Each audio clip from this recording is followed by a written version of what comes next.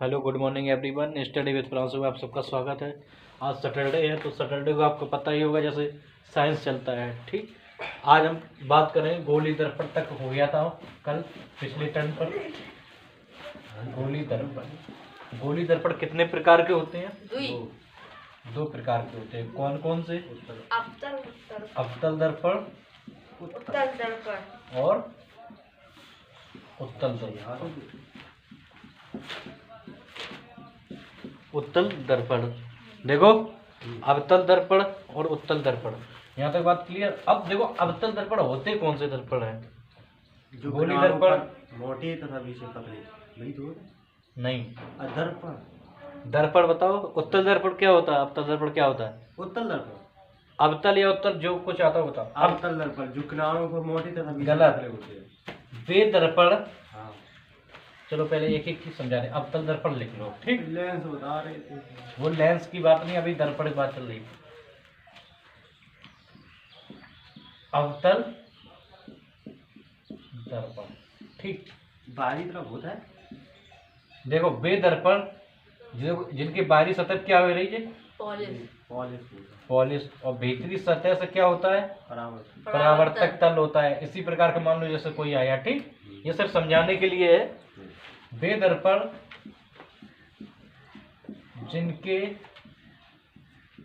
बाहरी सतह पर पॉलिश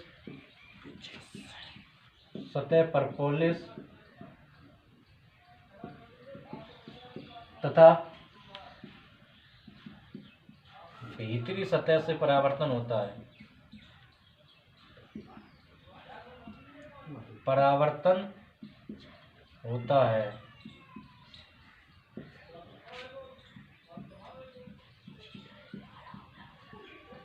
अवतल दर्पण कहलाते हैं। देखो अवतल दर्पण क्या होता है? जिनकी बाहरी सतह पर क्या है? पॉलिश। ये पॉलिश किसकी होती है? लाल ऑक्साइड। ठीक, ऑक्साइड की, लाल ऑक्साइड की या चांदी की भी होती है। ठीक, ध्यान रखना। और एक सतह से क्या होता है? परावर्तन होता है। अब दूसरे देखो उत्तल दर्पण क्या होगा? उत्तल दर्पण क्या होगा?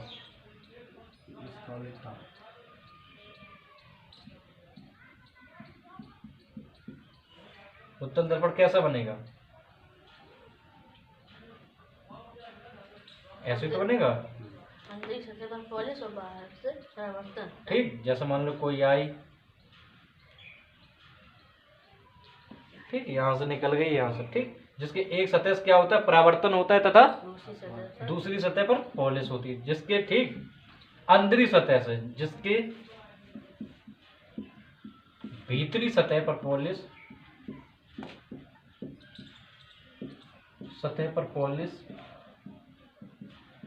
तथा जिसके भीतरी सतह पर पॉलिश तथा बाहरी सतह से परावर्तन होता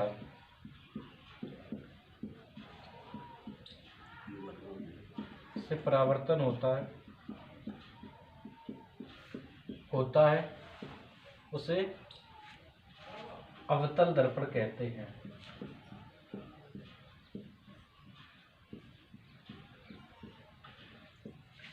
यहाँ तक बात क्लियर? देखो उपयोग की बात की जाए तो क्या होता है, फिर और डिटेल में बताएंगे उस उपयोग। जैसे मान लो अवतल दर्पण का क्या होता है? दाढ़ी बनाने में। ठीक, अवतल दर्पण का उपयोग होता है डेंटल क्षेत्र में। और इनका क्या होता है? जो गाड़ी के पीछे वो ट्रक में जो हेडलाइट है, वो साइड मिरर होता है, उसका प्रयोग उत्तल दर्पण में होता है। यहाँ तक बात क्लियर? अब देखो कुछ परिभाषाएं समझ लो इसकी इम्पोर्टेंट।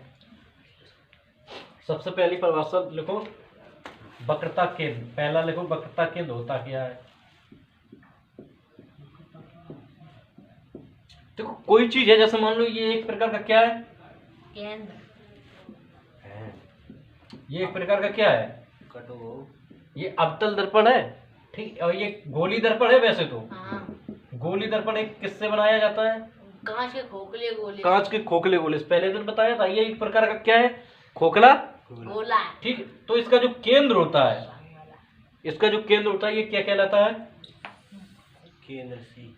वक्रता केंद्र सी। ठीक, यही हो गया वक्रता केंद्र सी। देखो अब परिभाषा समझो।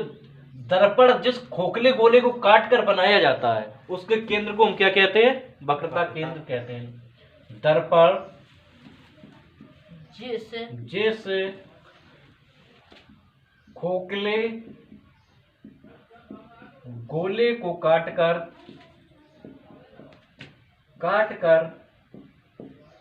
बनाया जाता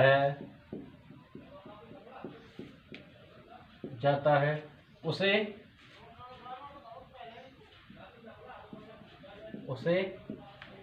वक्रता केंद्र कहते हैं। इसे सी से प्रकट करते हैं। सी से प्रकट करते हैं, प्रदर्शित करते, लिख लो। सी से प्रदर्शित करते हैं। दर्शित, ठीक, दिखाते हैं आप। जैसे मान लो कोई सिंबल टाइप का होता है तो सी है, तो ये मतलब है वक्रता केंद्र। देखो, वक्रता केंद्र किसे कहते हैं? दर्पण जिस खोखले गोले को काट कर बनाया जाता है उसका एक केंद्र होता है, उसे क्या कहते हैं? वक्रता केंद्र कहते हैं। इसे किससे प्रकट करते हैं? सी से। ठीक, यहां तक बात क्लियर? Yes sir. अब दूसरी चीज समझो, चलिए सर। दूसरी चीज और समझ लो। दूसरी देखो, ध्रुव, दर्पण का ध्रुव। ठीक, तो दर्पण का ध्रुव किसे कहते हैं? जहाँ से परावर्तन होता दर्पण के मध्य बिंदु से, दर्पण के मध्य बिंदु को क्या कहते हैं? दर्पण का ध्रुव कहते हैं। ये पी पोल कहते हैं। दर्पण के मध्य बिंदु को दर्पण का क्या कहते हैं? मध्य बिंदु को दर्पण का ध्रुव कहते हैं। इसे पी से प्रकट करते हैं। पी से प्रकट करते हैं। और जो जितनी दूरियां हैं ध्रुव से ही मापी जाती हैं। सभी दूरियां दर्पण में ध्रुव से ही मापी जाती, दूरियां ध्रुव से ही मापी जाती हैं। ध्रुव से ही मापी जाती हैं। यहां तक बात क्लियर? ठीक, नोट कर लो, फिर इसके बाद और आगे बताते हैं।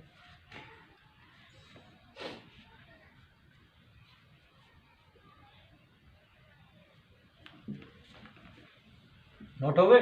अभी नहीं, कर लो। क्या लिखा कि है के बाद इसकी सभी दूरी दर्पण के मध्य बिंदु को दर्पण का ध्रुव कहते हैं। सभी इकाइयां, सभी दूरियां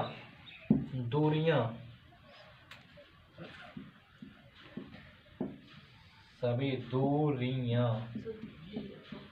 ठीक ध्रुव से ही मापी जाती हैं। रुको तो पहले, सभी दूरियां ध्रुव से ही मापी जाती हैं। पीछे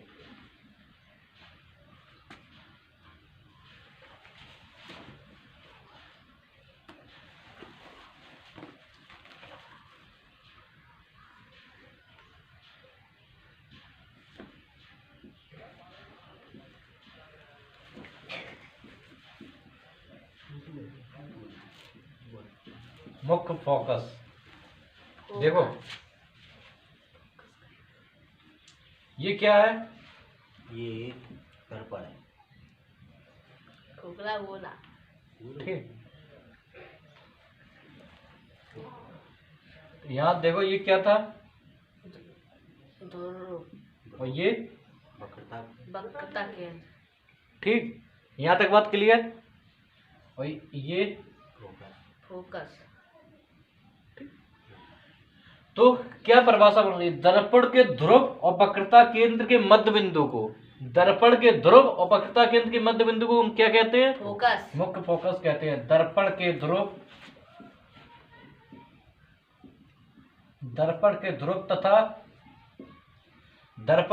तथा वक्रता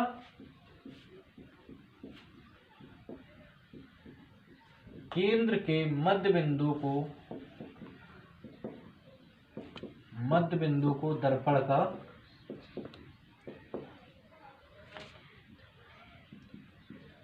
ध्रुव कहते हैं। सॉरी, दर्पण के मध्य बिंदु को, दर्पण के ध्रुव तथा वक्रता केंद्र के मध्य बिंदु को दर्पण का मुख्य फोकस कहते हैं।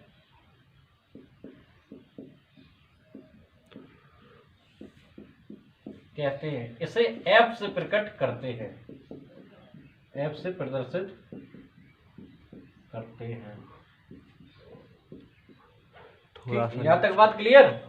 अब देखो नेक्स्ट, देखो मुख्य अक्ष और देख लो।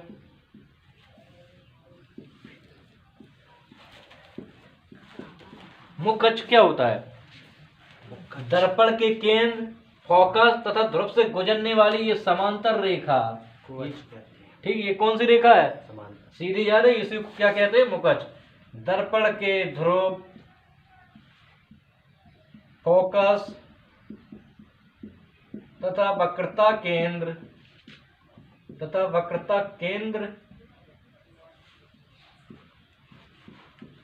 क्या है? मुख्य मुख्य अक्ष दर्पण के ध्रुव, फोकस तथा वक्रता केंद्र से गुजरने वाली समांतर रेखा को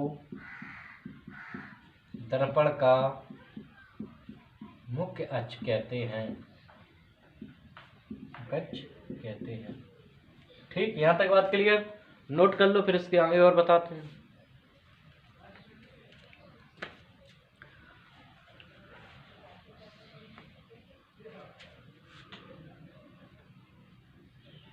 थोड़ा थोड़ा नीचे।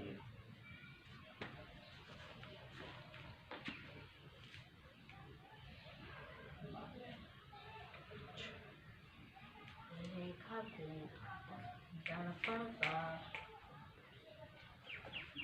मुख्य अक्ष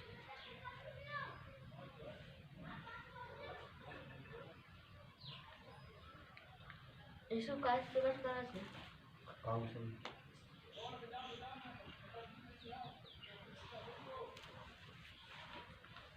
कहीं नहीं।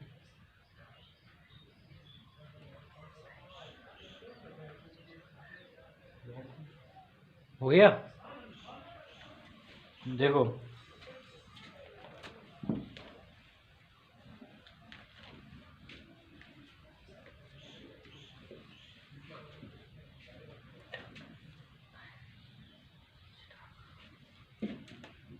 नेक्स्ट, देखो कौन सा नंबर होगा? 5वां होगा।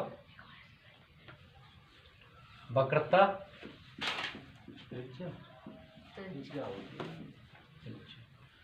ध्रुव से वक्रता केंद्र तक की दूरी को, ठीक, ध्रुव से वक्रता, थोड़ा नीचे लिखे हैं, वक्रता त्रिज्या क्या है? ध्रुव तथा वक्रता केंद्र। ध्रुव तथा वक्रता केंद्र के बीच की दूरी, यही तो है ध्रुव और ये केंद्र। ध्रुव तथा वक्रता केंद्र के बीच की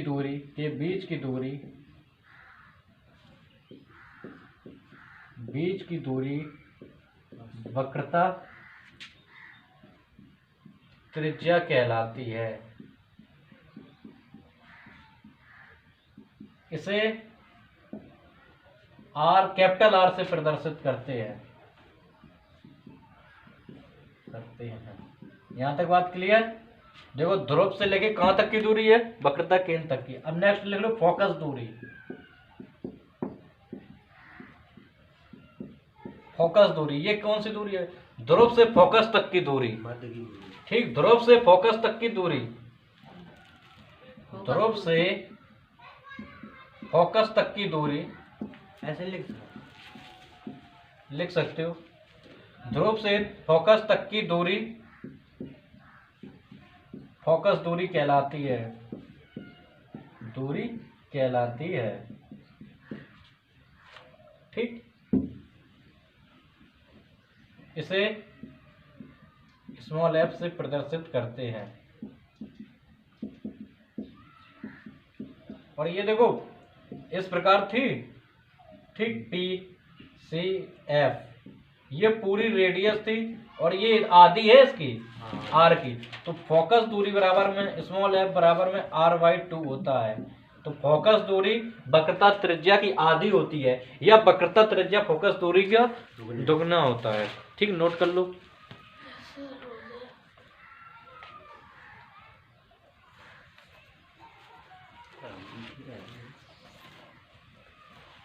F बराबर r/2। 2।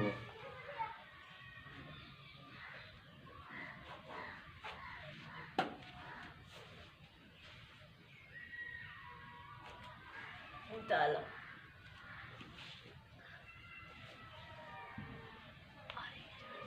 अब एक बार ठीक सभी का रिवीजन करते हैं, फिर इसके बाद आगे चलते हैं।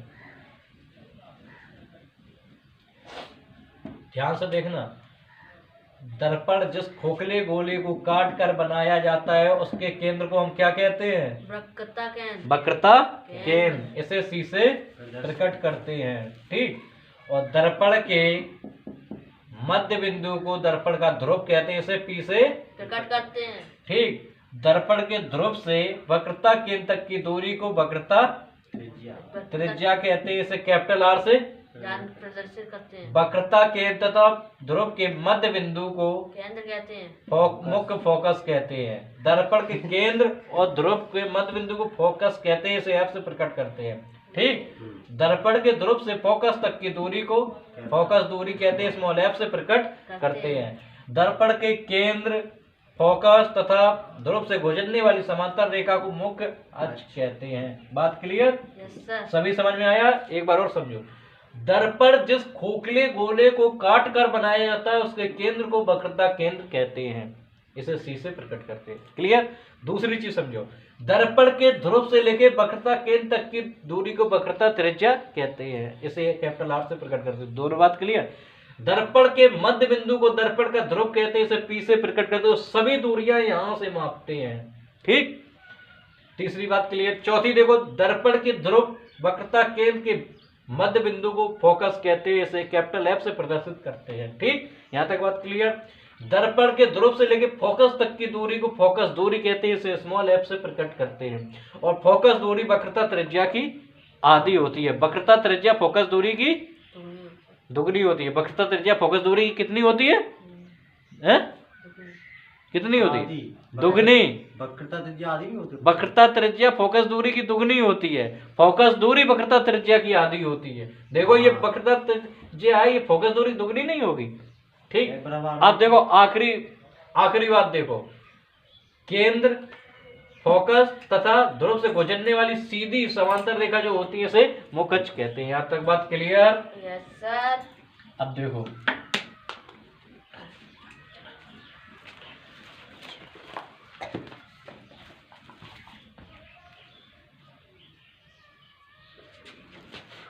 देखो प्रतिबिंब,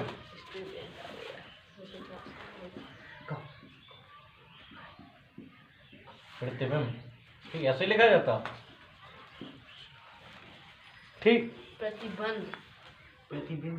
प्रतिबिंब, एम बना, मछली बना। देखो प्रतिबिंब की बात की जाती है तो हमने एक बार बताया समतल दर्पण में क्या होता है। जैसे आपको प्रतिबिंब देखना है तो कितना, जैसे 6 मीटर की लंबाई है किसी शीशे की, तो उसमें कितना मीटर का प्रतिबिंब दिख सकता है?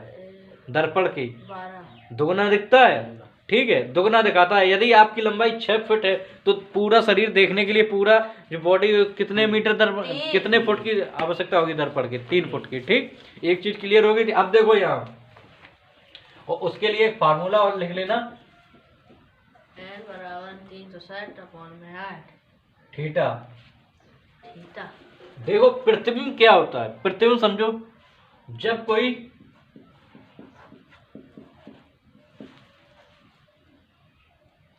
प्रकाश की किरण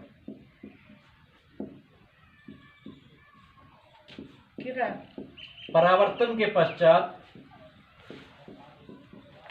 के पश्चात किसी बिंदु पर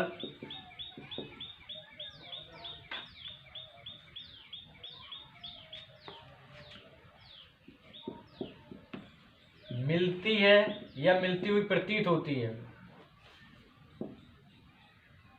या मिलती हुई प्रतीत होती है। प्रतीत होती है मतलब आवाज होता है, उसे हम प्रतिबिंब कहते हैं, उसे प्रतिबिंब कहते हैं। देखो ये दो प्रकार के होते हैं। नंबर एक, वास्तविक प्रतिबिंब। वास्तविक प्रतिबिंब, वास्तविक में क्या होता है, जब कोई किरण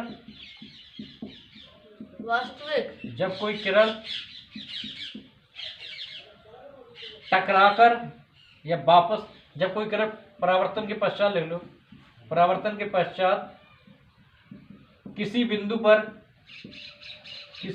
पर वास्तव में मिलती है, जहां वास्तव में मिलती है, बिंदु पर वास्तव में मिलती है, वहां वास्तविक प्रतिबिंब बनता है, वहां वास्तविक प्रतिबिंब बनता है, प्रतिबिंब बनता है। वास्तविक प्रतिबिंब सदैव उल्टा होता, सदैव उल्टा बनता है, सदैव उल्टा होता है। ठीक, लेकिन नीचे और लिख जाएगा। हाँ ठीक। वास्तविक प्रतिबिंब। आभासी दूसरा प्रतिबिंब कौन सा होता है, दो प्रकार होते हैं। आभासी प्रतिबिंब, आभासी प्रतिबिंब में क्या होता है, जब कोई प्रकाश की किरण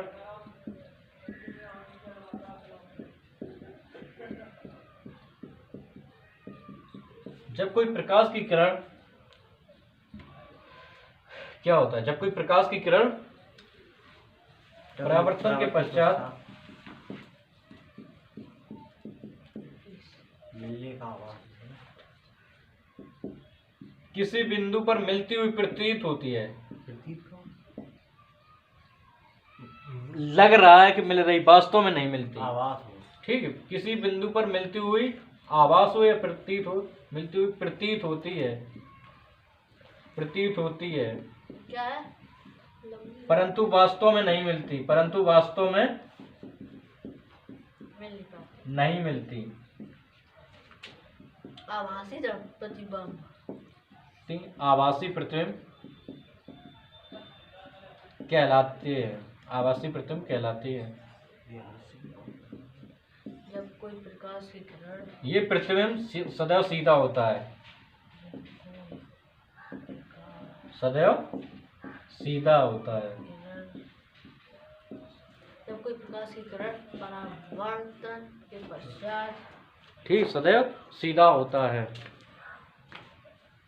नोट कर लो, फिर उसके बाद बताएं। पश्चात किसी बिंदु पर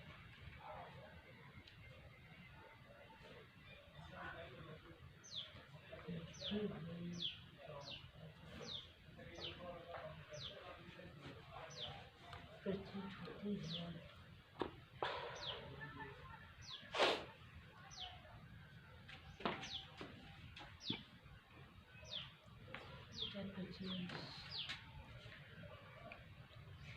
परंतु वास्तव में नहीं होती।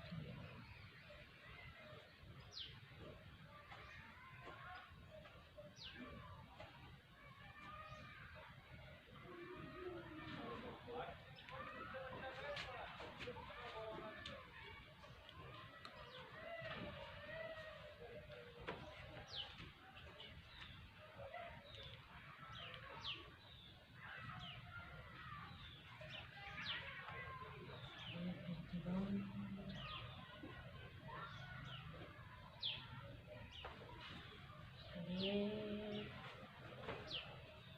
सीधा होता है।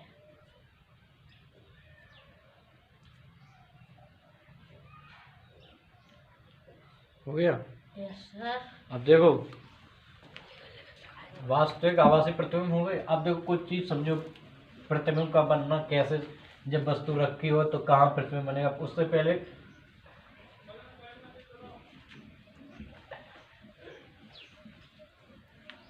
हेडिंग डालो, अवतल दर्पण के लिए प्रतिबिंब का बनना।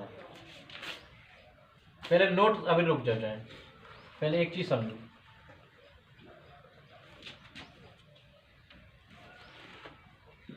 ठीक, ये क्या है, एक प्रकार का अवतल दर्पण तो है, हाँ सर।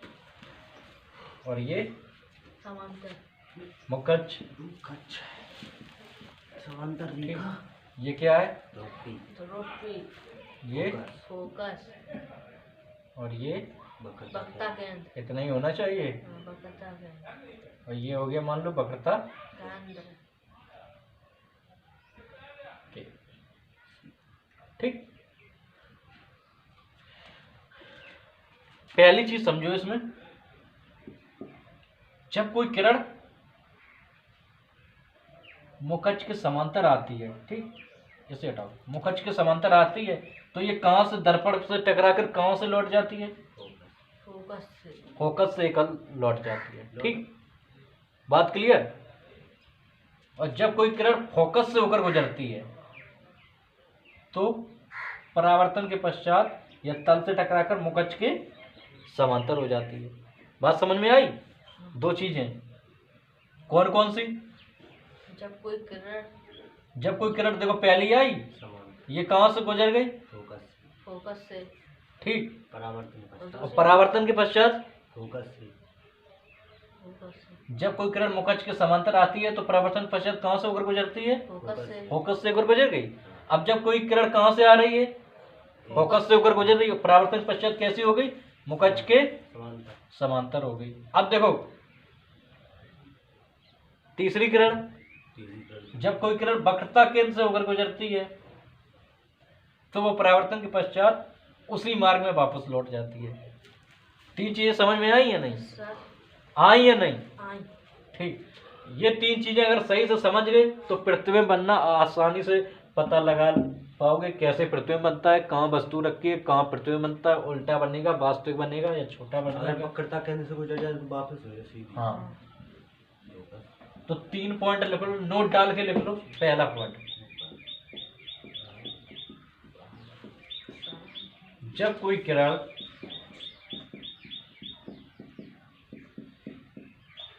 मुखच के समांतर आती है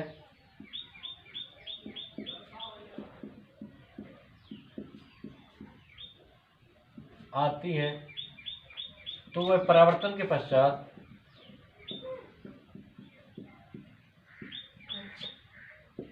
समांतर। मुखच के समांतर आती है तो वह परावर्तन के पश्चात फोकस से होकर गुजर जाती है। परावर्तन के पश्चात फोकस से होकर गुजर जाती है, होकर गुजरती है, लिख लो सर। दूसरी चीज, जब कोई किरण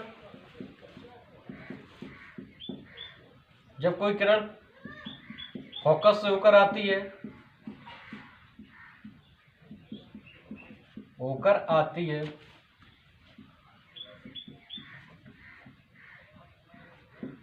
जब कोई किरण फोकस से होकर आती है तो वह परावर्तन के पश्चात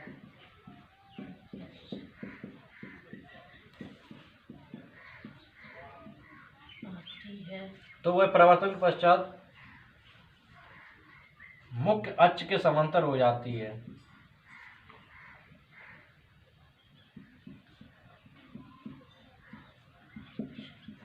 मुख्य अक्ष के समांतर हो जाती है। देखो, जब कोई किरण मुख्य अक्ष के समांतर आती है तो वह परावर्तन के पश्चात फोकस से होकर गुजरती है। जब कोई किरण फोकस से होकर आती है तो वह परावर्तन के पश्चात मुख्य अक्ष के समांतर हो जाती है। यहाँ तक बात क्लियर? ये चीज समझा तो चुके ही हैं। और तीसरी किरण, जब वक्रता केंद्र से जब कोई किरण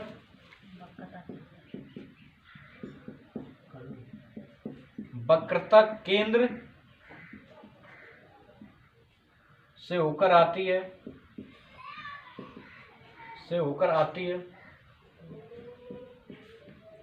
तो परावर्तन के पश्चात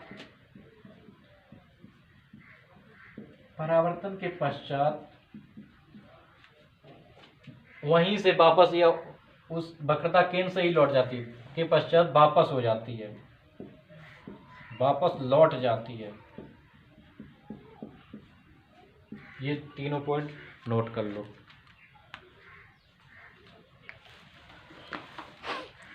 और अब जो चीज़ हम समझाएं कॉपी पेन बंद करके सिर्फ ध्यान से समझना, जो पूछे जाते हैं क्वेश्चन कैसे आता है। ठीक, नोट हो गया।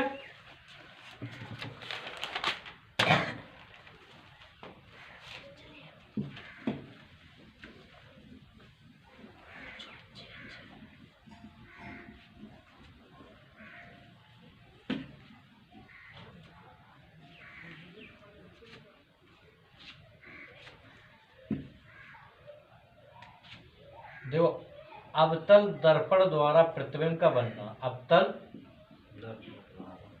दर्पण द्वारा प्रतिबिंब का बनना। ठीक, पहली कंडीशन में जब वस्तु अनंत पर। अनंत पर हो। कहाँ हो वस्तु? अनंत। अनंत पर हो। ध्यान से समझना, वस्तु जब कहाँ रखी हो? अनंत पर रखी हो। ठीक, ये क्या है? दर्पण। कौन सा? अवतल। ये क्या है? मुकच। ये पीपोल। फोकस। सी वक्रता केंद्र। ठीक, यहाँ तक बात क्लियर? वस्तु कहाँ रखी है? ये तो वक्रता केंद्र है। अनंत। अनंत पीछे ही तो होगा। हाँ। अनंत में रखी है। कहाँ रखी है वस्तु? अनंत में रखी है। तो देखो, ये मुकच के समांतर किरण आ रही है, कहाँ से जाएगी? फोकस से। कहाँ से गुजरेगी? फोकस से।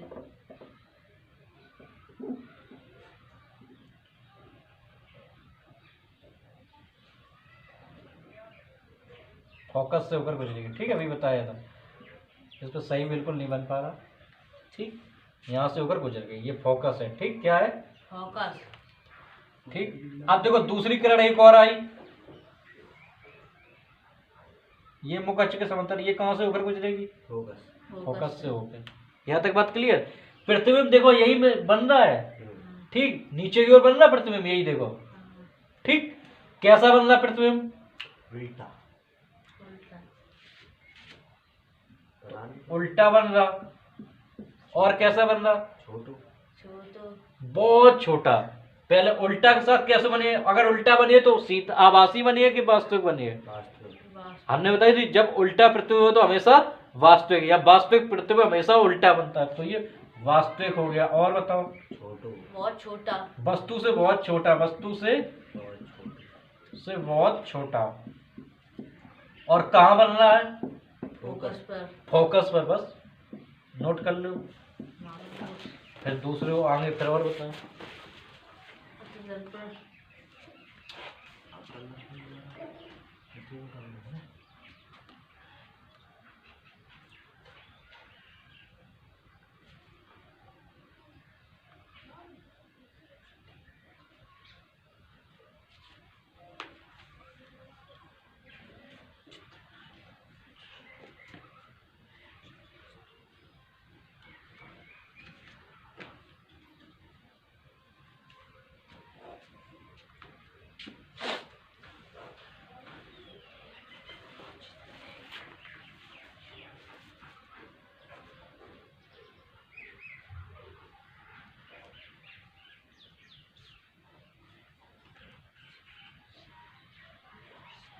ठीक है, ऐसे और बड़ा कर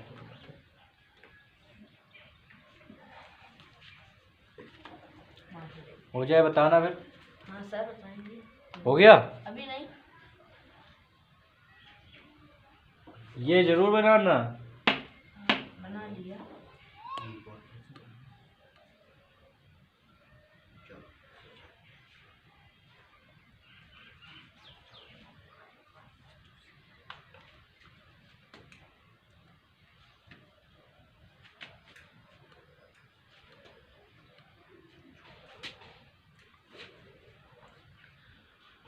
ठीक है, एक बार और समझ लो। जब वस्तु अनंत पर रखी हो तो प्रतिबिंब कहाँ बनेगा? ये मुकच के समांतर आने वाली किरण थी।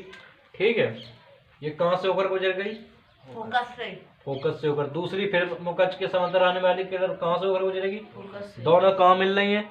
जहाँ मिलती हैं या मिलती हुई प्रतीत होती है, हमने वही बताया था, प्रतिबिंब वही बनता है। और नीचे की ओर बन रहा है उल्टा, तो उल्टा बनेगा तो कैसा बनेगा? वास्तविक। वस्तु से बिल्कुल, देखो बिंदी कितना बन रहा है, वस्तु कितनी बड़ी है, बहुत बड़ी अनंत। ठीक है। तो ये वस्तु से बहुत छोटा और कहाँ बन रहा है? फोकस पर। यहां तक बात क्लियर? दूसरी कंडीशन देखो, दूसरी कंडीशन देखो, जब वस्तु अनंत व वक्रता केंद्र के बीच हो, ठीक। देखो वही कंडीशन,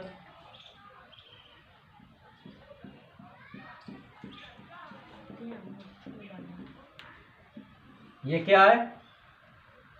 ध्रुव, ये फोकस और ये वक्रता केंद्र। देखो अब वस्तु यहाँ है, सी और एफ अनंत यहाँ है। देखो इधर देखो, जब समझाए तब बिल्कुल बंद। इधर देखो सी है, इधर अनंत, यहीं के बीच में रखी है, ठीक। ये रखी वस्तु, यहाँ से किरण आई, कहाँ से होकर गुजरेगी? फोकस से।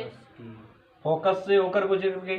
दूसरी किरण फोकस से होकर गुजरी, परावर्तन के पश्चात कहाँ से होकर गुजरेगी? समांतर। समांतर से। समांतर श्रेणी नहीं, मुकच के समांतर हो जाएगी। हाँ। ये किरण इधर आई और कहाँ चली गई? नीचे। फोकस से होकर गुजर गई, ठीक। ये देखो गुजर गई, ये इधर आई और कहाँ हो गई? मुकच के समांतर। अब देखो कहाँ मिल रहा है? प्रतिबिंब ये बन रहा है, हाँ। यही तो बन रहा है। देखो फोकस यहाँ लिख दें, हाँ। ये देखो क्या बन रहा है? प्रतिबिंब। यही देखो, ठीक, यही मिल रही है, ये बन रहा है। कहाँ बन रहा है? ये बन रहा है। कहाँ काट रही हैं? ये, ठीक है। हमने क्या कहा था? जहां मिलती है या मिलती हुई प्रतीत होती, तो प्रतिबिंब कहाँ बन रहा? यहाँ। ये बन रहा। कैसा बन रहा? कैसा बन रहा? उल्टा और बहुत छोटा। वास्तविक। अब कहाँ बहुत छोटा है? अब तो काफी बड़ा है, लेकिन वस्तु से छोटा है। वस्तु बड़ी है और प्रतिबिंब छोटा। उल्टा वास्तविक वस्तु से छोटा। और कहाँ बन रहा है? एफ तथा सी के बीच, सी तथा एफ के बीच। एफ के बीच, या फोकस तथा वक्रता केंद्र के बीच। नोट कर लो। बना चित्र। हाँ बना। अच्छी बात है। हाँ जा गुजरी।